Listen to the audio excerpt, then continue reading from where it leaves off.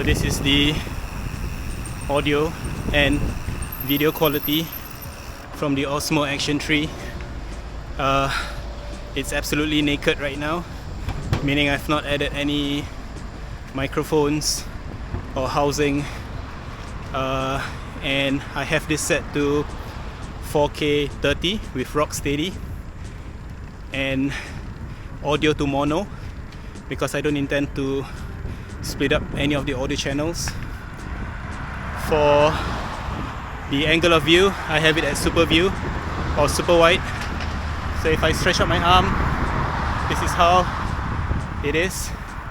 As for the exposure, set it to auto but with a minimum of 1/200 shutter speed. ISO maxed out at 6400. So in general, I'm letting the camera itself decide what combinations of shutter speed and ISO it wants to use. Obviously, this is the DJI Osmo 3. You can't really set the aperture. What I really want to test is how well the vibration will be once I enter the trails. So the good thing about wearing the chest mount, and specifically the Osmo one, is that it allows me to quickly unclip it, because the way the Osmo mount works is that there's a button on the mount itself and you can rotate it and it comes off. So right now we are heading to T15. We just passed through Sembawang Park, Hulu Sembawang Park. It's been a while since I actually went through the T15 itself, but I heard there's been some changes. So hopefully it's a change for the better and not simply to make it far too easy and less exciting for mountain bikers like us. Another thing I wanted to check out is how's the wind reduction, because right now I have it turned on and I have set the camera module or the mic capsule to off, meaning it's supposed to capture sound from all around and not just from the front. So let's see how the audio is like with the wind reduction on. Okay, so this is the start of the T15. Big pile of granite here, which I'm assuming they're using to level up the ground. Alright, so let's go. This is the start of T15. How's my voice? Is it coming through clearly? Can you hear me well? I've moved up the camera higher up my chest, so it's resting on my chest rather than below it. Okay, hope the vibration reduction is working better now that I've set a higher shutter speed. And again, this is pretty much all gravelly. So, and if you half squat, you actually take up quite a bit of the vibration itself. Nice bit of area here. Hello. Whew. If you're coming in from Mandai, it's generally more elevation than you lose. Fast bit of section here, off the saddle, down. Oh, looks like they leveled up this place. There used to be a bit of a rut there where the water would pool, so that's good.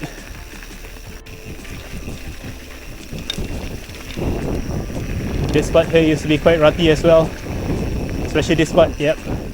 Ah, look, they've completely filled it up. Nice. Quite a number of people were complaining about how they should just let it be. It's nice to leave it natural, but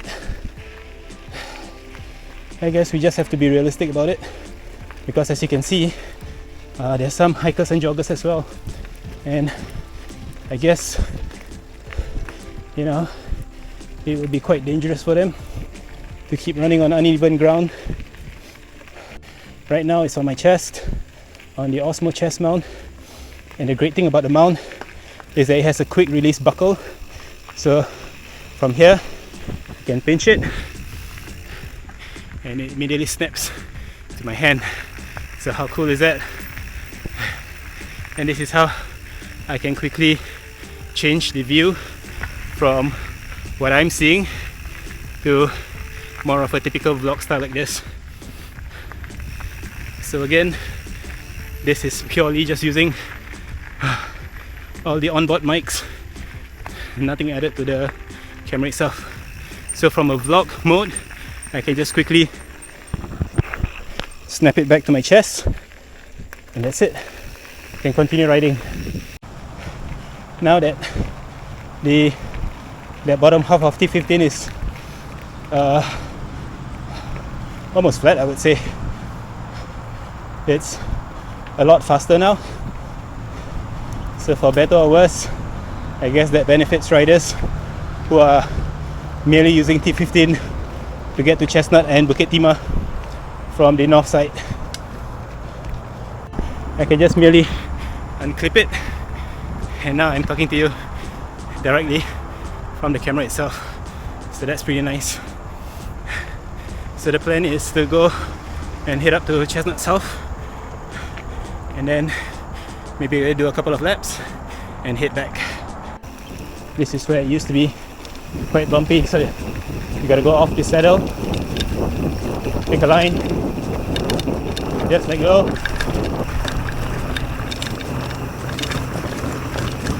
Look far ahead. Yep, nice. Okay, you gotta mind your speed, because there's a blind turn here where people generally rest.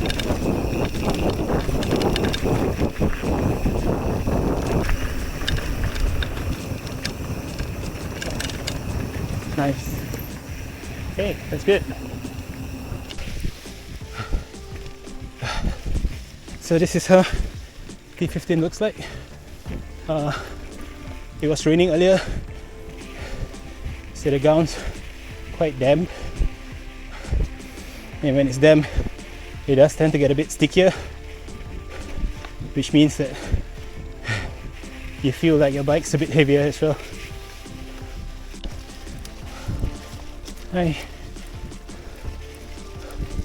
Almost to the top, just a bit more.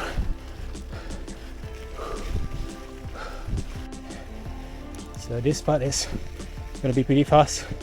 It goes down all the way. Just got to be careful of hikers.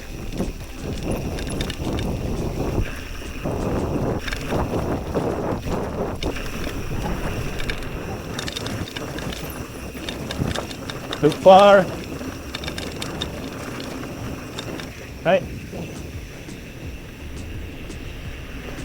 So far, based on what I'm seeing, I think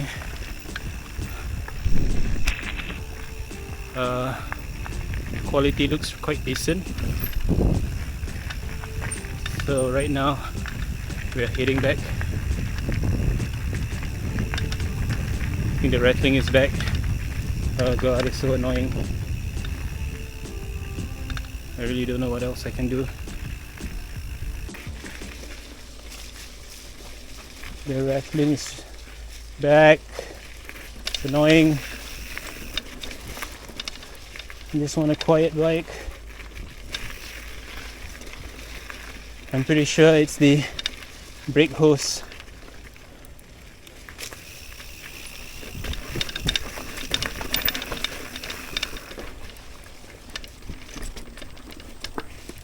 Because the seat post cable is routed from the down tube instead of the top tube,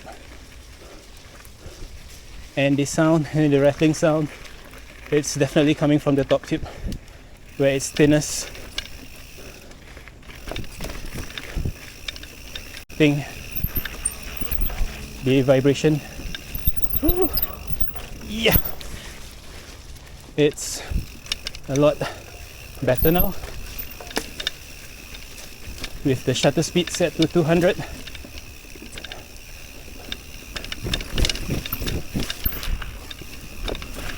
Yeah.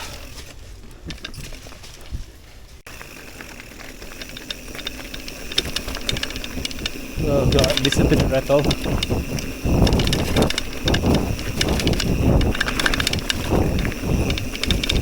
Oh my god, that's so annoying.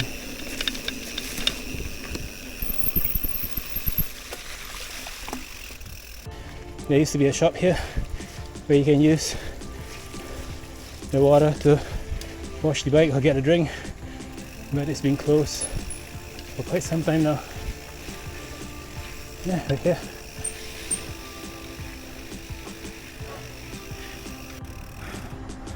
That's it, here we are, back in the Chestnut car park itself. So that was the test of the Osmo Action 3. The audio should be quite horrible, I imagine, without any way to control the wind. Right now we're just gonna take a break, and then eventually we're gonna head back to the north through T15, where we're gonna get all dirty again. Yeah, just gonna take a break. The rattling seems to have been mitigated quite a bit. It's not as obvious anymore.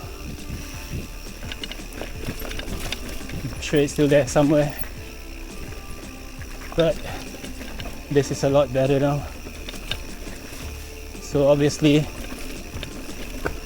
it's the cable routing. I'm not exactly sure how it's routed inside the frame, and I would assume there's like some kind of housing or something. The camera is holding well, especially through all these bumpy sections.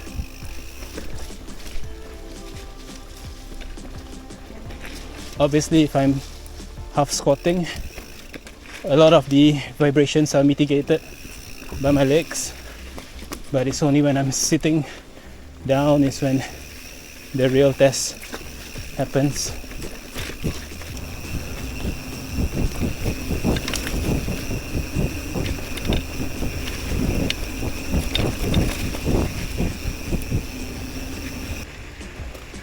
So this is where we came down earlier,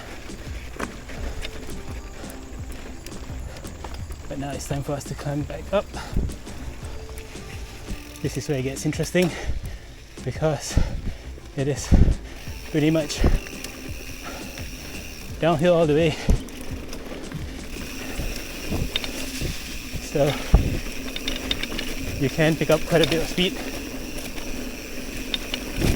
Just make sure that nobody's coming in.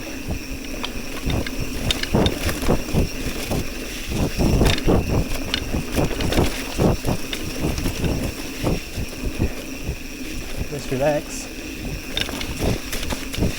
Hold your line.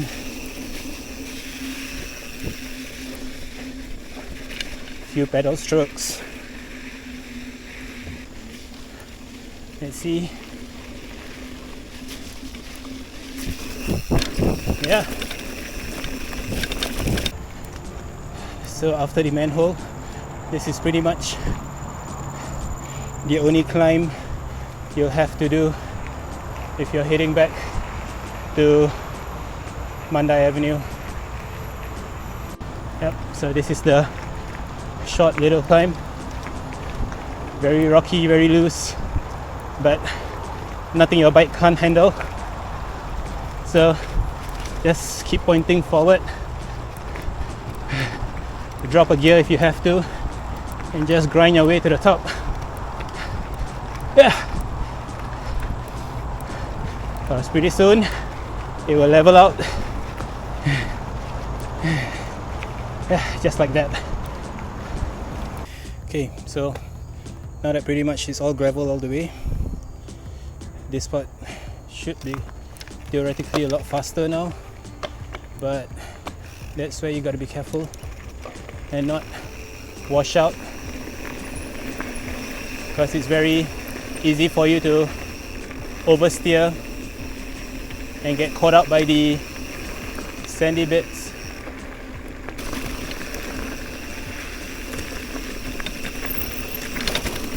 Just gotta be mindful for the sharp turns and be prepared to lean.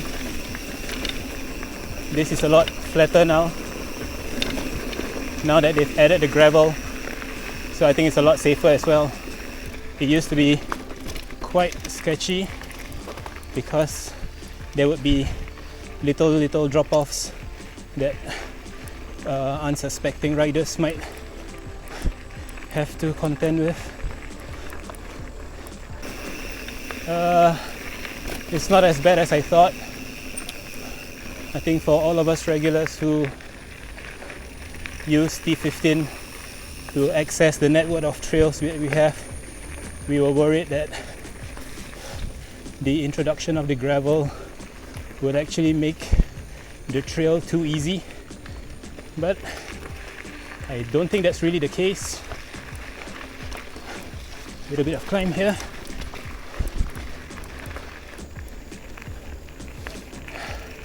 This part here is always nice with the bamboo creating a natural arc, almost like welcoming you back and congratulating you on your ride. So once again, you got to be mindful of any riders coming up or joggers heading back out. Watch your speed, get a good apex.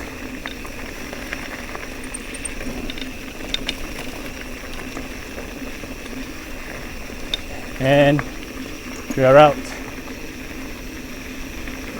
Right back where we started. So that's it. That's T15 from end to end. And it's time to head back. You just got to be mindful of all the other users of the park connector itself. I think we just have to remind each other to be nice and not be jerks, especially on shared trails or shared PCNs like this. I think the other thing I really wanted to see is if without the wind slayer, whether the audio can be captured cleanly. It's alright, on your left. Left. Thanks. Yeah. So we just need to head up and wash ourselves. So that's pretty much been the video for today. How's the audio? I hope it was decent enough to be used on its own without any further need to process it, but if not, I think there's always some room to do a bit of EQ. Like I said, the great thing about this mount is that I can just quickly remove it from the chest here and then just hold it in my hand, where I can just rotate it around to show what points of interest there may be. We'll be passing somebody pretty cool, and the whole idea is this.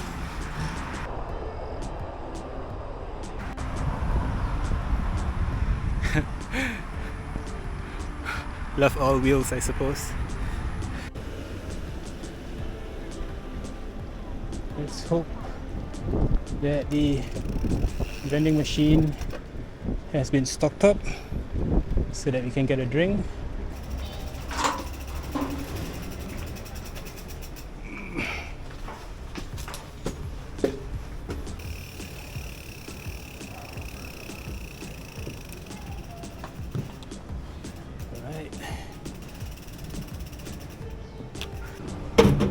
Here comes my drink.